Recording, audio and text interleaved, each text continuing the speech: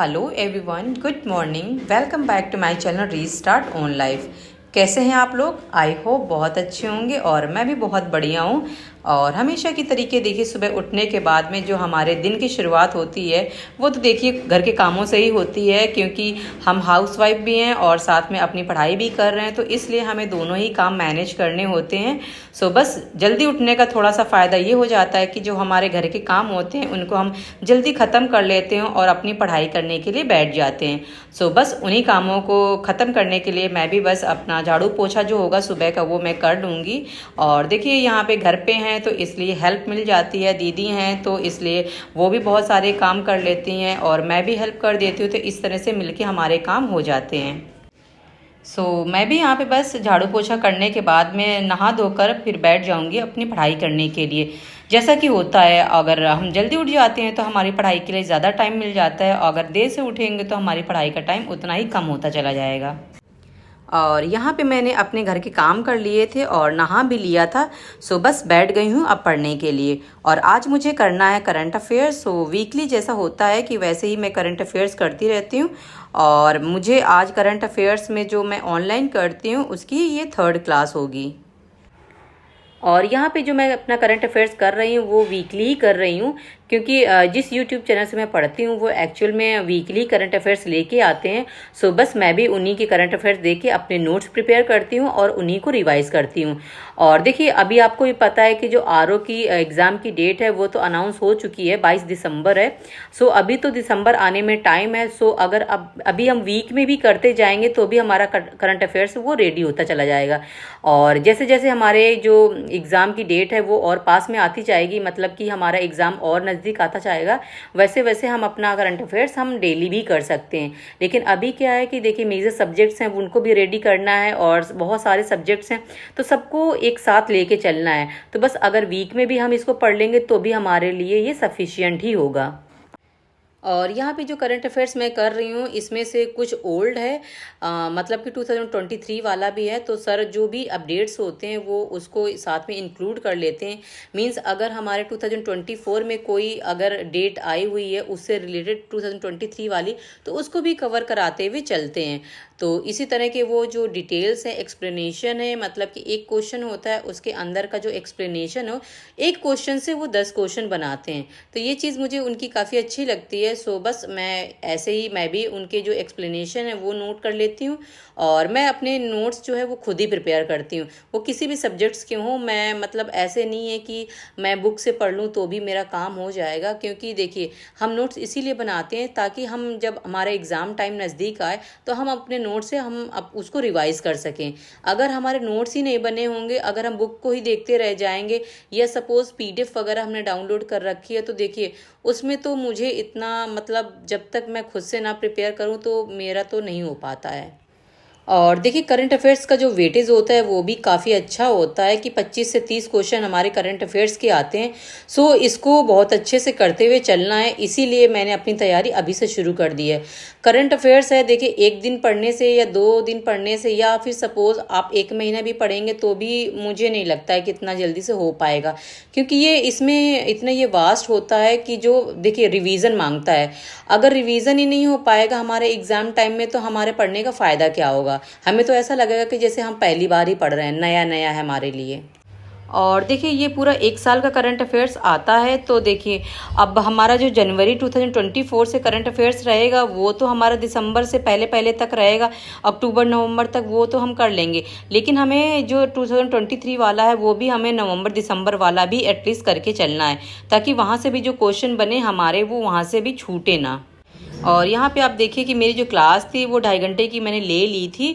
और देखिए क्लास तो 1.5 घंटे की थी, लेकिन वो है कि जब हम नोट्स बनाते हैं तो वो टाइम टेकन हो जाता है, क्योंकि साथ साथ नोट्स बनाते चलते हैं तो बार बार पॉज करना होता है, फिर नोट्स बनाने होता है, तो उसमें टाइम हमारा लग जाता है।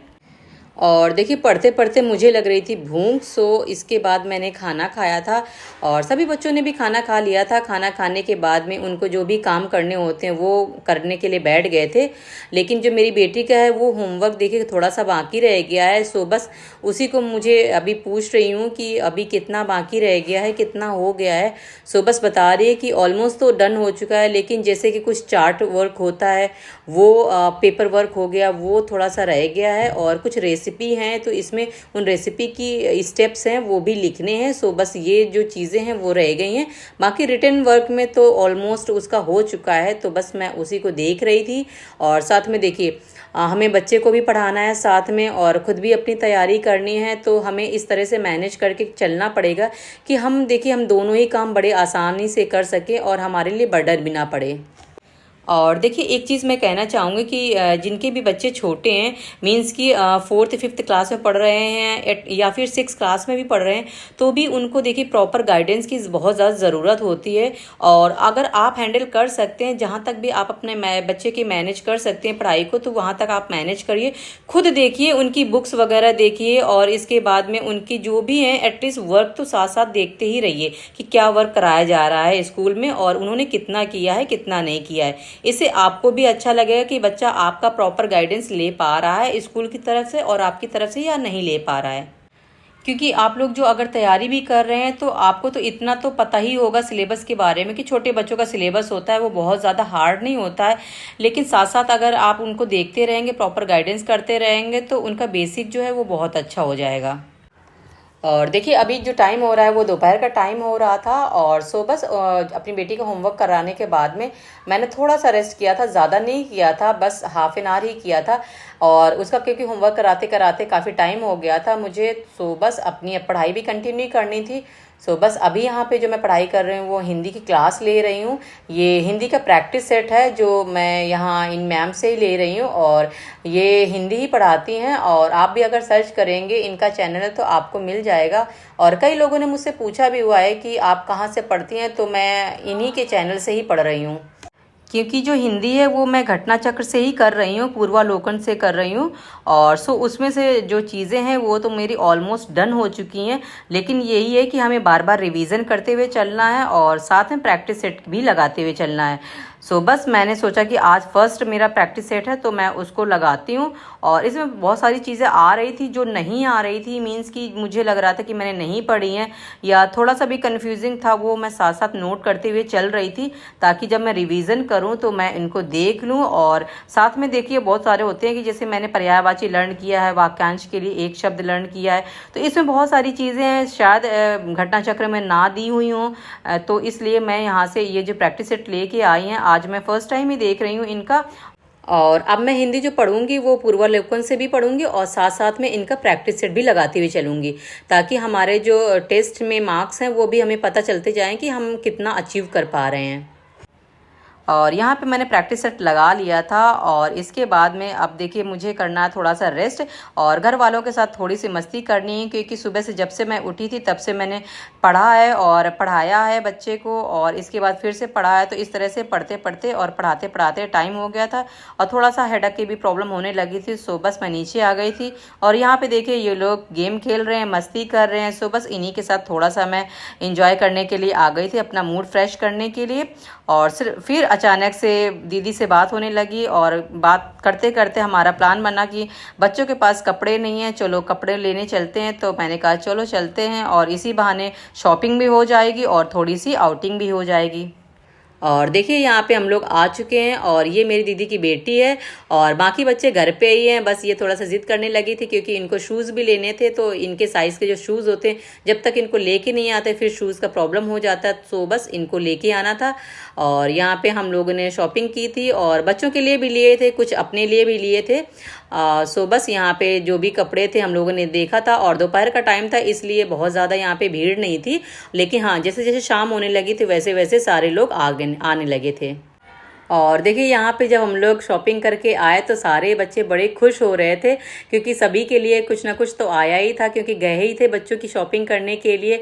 तो बस इन्हीं को लाइन पे लगा दिया कि छोटे से बड़ा जैसा है असेंडिंग ऑर्डर में सारे खड़े हो जाओ, इसके बाद ही सबको कपड़े मिलेंगे। तो देखिए यहाँ पे सारे ही बच्चे खड़े हो गए और सबको उनके उनके कपड़े दिए जा रहे हैं और सब बड़े मस्ती में हैं, सब बड़े इंजॉय कर रहे हैं।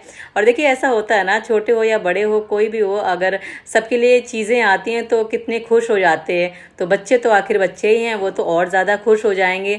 सो देखिए सबको लाइन में खड़ा कर दिया हो और एक एक करके उनके जो कपड़े थे वो हम लोग डिस्ट्रीब्यूट कर रहे हैं। ये मेरी छोटी सिस्टर है, सो बस वो दे रही है और बस इसी तरह से हमने आज शॉपिंग कर ली। बच्चे भी खुश हो गए और हम लोग भी खुश हो गए। सो फ्रेंड्स, आज का ब्लॉग यहीं तक और इस ब्लॉग को मैं यहीं पे एंड करती हूँ। आपको मेरा ब्लॉग कैसा लगा आप मुझे कमेंट करके ज़रूर बताइएगा। और हाँ, अगर आप मेरे चैनल पे नए हैं और आपको वीडियो मेरे अच्छे लगते हैं तो आप मेरे चैनल को सब्सक्राइब करिएगा। और हम लोग मिलते हैं नेक्स्ट ब्लॉग में। तब तक आप अपना ख्याल रखिए और ऐसे ही पढ़ते रहिए और मिलते हैं नेक्स्ट ब्लॉग।